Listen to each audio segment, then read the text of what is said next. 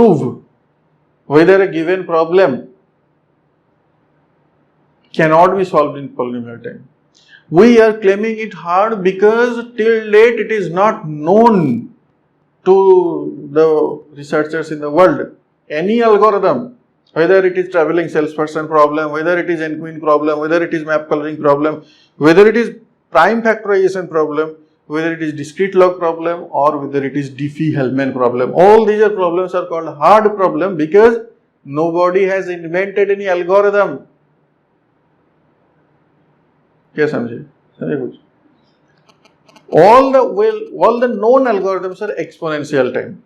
To solve these problems, the problems that I have mentioned, all the known problems are exponential time. That does not ensure that nobody tomorrow will invent some more efficient algorithm which can solve it in a polynomial time. So it cannot be proved. So remember this thing. Why a problem is hard problem? Because nobody knows any easy solution to that problem till date. If tomorrow somebody invents prime factorization in polynomial time, remember all cryptography we have to change. All cryptography that we are, RSA cryptography we are using in internet, we have to just drop it.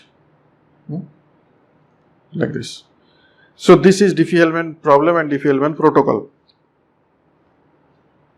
Why I discussed suddenly Diffie-Hellman problem and Diffie-Hellman protocol? Because the elliptic curve cryptography depends on the difficulty of Diffie-Hellman problem. Like RSA cryptography depends on difficulty of prime factorization. Similarly, not only elliptic curve, discrete log, whether it is modular discrete log or elliptic curve discrete log, both depends on the difficulty of Diffie-Hellman problem. If Diffie-Hellman is not difficult, one thing you can see here, interesting thing, we have discussed two problems, discrete log problem and then Diffie-Hellman problem, both in the two domains, multiplicative domain and elliptic curve domain. Discrete log is believed to be hard because nobody has invented any algorithm. Given g power alpha, you cannot calculate alpha. Now, if this problem is not hard, then Diffie-Hellman is also not hard. That is for sure. If discrete log is not hard, then Diffie-Hellman is not hard. But it does not say that discrete log is hard implies Diffie-Hellman is hard. I understood. कुछ समझे कि नहीं? If somebody invents some algorithm to solve discrete log problem in polynomial time, then for sure Diffie-Hellman. How? Because you see, you have to calculate g power alpha beta from g power alpha and g power beta. Now from g power alpha in polynomial time you can calculate alpha. From g power beta you can polynomial time you can calculate beta. So you can calculate g power alpha beta in polynomial time. So if you can calculate alpha and beta from g power alpha, then you can calculate it. So discrete log is polynomial time, then Diffie-Hellman is also polynomial time. But that does not mean discrete log is polynomial time implies Diffie-Hellman is polynomial time. That does not mean that discrete log is not polynomial time hard. Not A doesn't imply not B. A implies B. That doesn't mean that not A doesn't imply. Meaning, यहाँ से हम नहीं बोल सकते कि not A implies not B. This is incorrect. That means the A meaning A is easy, not A meaning A is hard. A is easy, B is easy. Discrete log is easy, Diffie-Hellman is easy. But discrete log is hard, that doesn't mean that Diffie-Hellman is hard. Why? Because maybe we have some other mechanism by bypassing discrete log problem, we may be able to solve Diffie-Hellman. Without calculating alpha and beta from g power alpha and g power beta, there could be some other mechanism to calculate g power alpha beta directly. But only observation is that discrete log is the basis for Diffie-Hellman. And people believe that without solving, people believe, only remember this is a belief, without solving discrete log you cannot solve Diffie-Hellman. Now, elliptic curve एक तो था RSA और जो discrete log, whether it is modular arithmetic discrete log or elliptic curve discrete log, these are called Elgamal schemes. Basically, it was proposed first on modular arithmetic then it was shifted to elliptic curve also. See, first I am explaining the encryption system. This is an encryption system only. And there is a message, generate the ciphertext. Ciphertext has two parts, C1 and C2. The Elgamal encryption you have started all. Then receiving this you have to decrypt and get the message. How do you do this? So we have a setup key generation phase. So choose, this has been shown on elliptic curve. Okay, I am showing it here in elliptic curve. You can also see from the book it has a this one modular arithmetic version also. So you choose a elliptic curve, then you take a random D which is your private key, then D into P is your public key. So considering the difficulty of point multiplication given this public key, anyone cannot calculate your private key D. Now for encryption, so I am encrypting for you, meaning I need your public key. So this is the message, I need the public key. From the key generation I got the public key which is Q, and I need a random number. This random number is required for a different purpose actually. If I do not use a random number, then from the same message always I will produce the same ciphertext, because the inputs are same every time, output will be same, and that is another type of attack.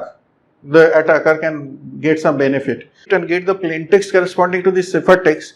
He will understand. For example, suppose एक ciphertext message एक military commander ने उसका subordinate को भेजा, that was encrypted without random number. Then the attacker observed that after receiving this message, he did some activity. He moved some tank from this position to this position. Later, after 1 month, when he observes, the attacker observes that same message is going to that person, then he understands the same command is going. So that type of attack it can. Although it cannot directly decrypt, but it can understand the same information is going. So every time you send the same message, different ciphertext would be generated. So that's why we take a random number every time. That is the purpose. Now you see the steps. What are you doing? You do R.Q. R is the random number that you do, Q is the public key of the recipient. R.Q is also a point. Now what you are doing bitwise XOR of this message. If you have started stream cipher in symmetric cryptography, you know bitwise XOR is a good way of encrypting some data, masking some data. If this key is not known, anyone will not be able to calculate the plain text from the ciphertext C2. So message is actually hidden in C2. I am sending C1, C2 both. So message is actually hidden inside C2, and anyone cannot get C2 M from C2 without knowing this R.Q. And if somebody is having this R.Q, then easily he can calculate M. Now the question is how the decryptor can get this R.Q. I am not only sending C2, I am sending a hint about this R. See, Q is its own public key, but I am not sending R directly. If I send directly R, then adversary also can calculate R.Q. I am sending R.P, which is called a hint about, this is called the masking the data, and this is called the hint about the mask. What it will do? See, what is this R.Q? You see, R.Q is nothing but R.D.P, Q is D.P. So it need to calculate RDP actually, which is the mask. Now I am sending RP, from which anyone cannot calculate R. So I am sending RP, you have D in your hand, which is your private key. So you can calculate D into RP, that is D into C1. So D into C1 is D into R into P. So these two will cut and you will getting M. Decryption, understood, encryption, decryption or not. Correctness part you have understood or not. All of you understood? Now let us analyze the security. So he can decrypt this, that you understood. Now the problem is the security, that adversary cannot decrypt it. That is called security. Correctness is that your intended recipient can decrypt it correctly. Correctness is not security. Security is proving that attacker cannot decrypt it. Attacker can now from this stream cipher concept we know that this from this M can be obtained only if I can get this mask R.Q. Without it anyone cannot get it. Now R.Q is RDP. So adversary needs to calculate RDP. What adversary has in its hand? It knows Q. Q is the public key. That means it knows DP. It knows C1. That means it knows RP. So that means the adversary knows DP, adversary knows RP, adversary needs to calculate RDP, right? What type of problem this is? Is elliptic curve Diffie-Hellman problem, not discrete log. This is Diffie-Hellman. We have seen, na? Elliptic curve Diffie-Hellman में क्या था? You have computational version में you have AP, BP, you have to calculate ABP. This was Diffie-Hellman. So here the same thing. You have RP, DP. You have to calculate RDP. R and D both are scalars. P is the point. You have to calculate RDP. So this is, so that means again elliptic curve stands on the difficulty of computational Diffie-Hellman problem, not decisional Diffie-Hellman problem. Computational Diffie-Hellman problem, because there is no question of decisional Diffie-Hellman. Nobody is giving you any value to compare with that. Understood? This is actually the concept of Elgamal encryption scheme. So the security of this depends on, so if Diffie-Hellman is easy, then this public encryption system is not secure. And if discrete log is easy, then Diffie-Hellman is not easy. So all depends on the security of discrete log actually.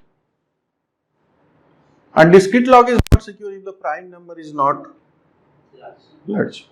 That's why we have to take always a large prime number. We tell everywhere that large prime, large. Why? Because if you do not take large prime number, if छोटा सा prime number देगा तो paper and pencil में I can calculate what is alpha, है ना? Because you take alpha is p is equal to 11. 11 is a prime number. So I can calculate all the 10 possible values and answer you what is alpha. So p must be sufficiently large so that using even a computer you cannot. Because what I have to do in paper and pencil, trial and error. I have to try all the possible values.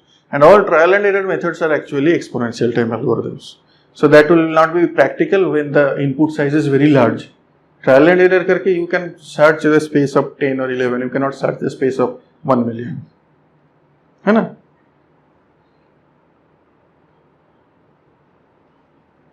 Now we are ready with the, so these were all revisions of your cryptography that you have studied in your coursework, BTech or MTech level coursework.